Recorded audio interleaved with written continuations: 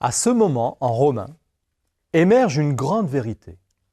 Un incroyable changement s'est produit quand Dieu nous a déclarés justes en Jésus-Christ. Christ est devenu notre vie. Et comme résultat énorme, une énorme transformation s'opère dans notre identité. Le cœur de qui nous sommes a changé pour toujours. Paul décrit ce changement d'identité en Romains 6, 8. Paul demande en Romains 6, 1 « Continuerons-nous à pécher pour que la grâce abonde ?» Il répond avec énergie, loin de là. Il pose ensuite deux autres questions. Comment nous, qui sommes morts au péché, vivrions-nous encore dans le péché?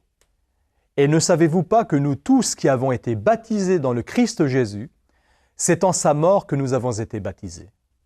Ici, Paul utilise le terme « baptisé » pour faire un puissant portrait d'un changement complet.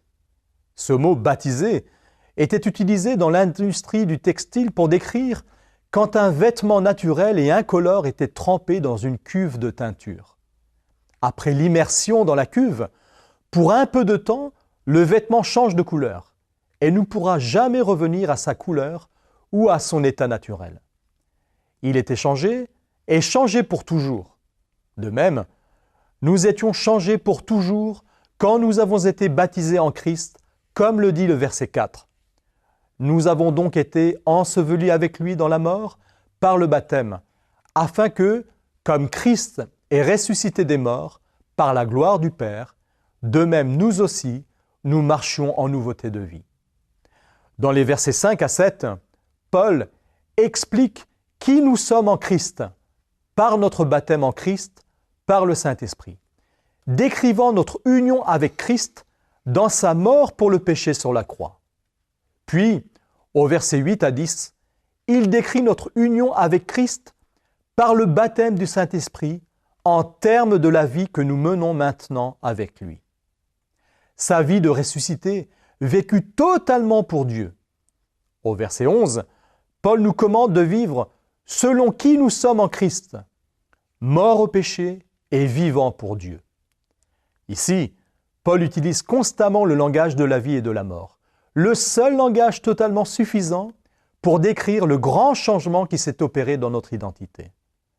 Nous sommes passés de la mort à la vie avec le Christ.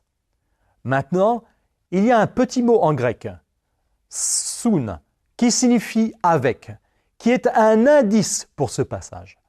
Ce petit mot apparaît seul ou comme préfixe 5 fois dans ces versets.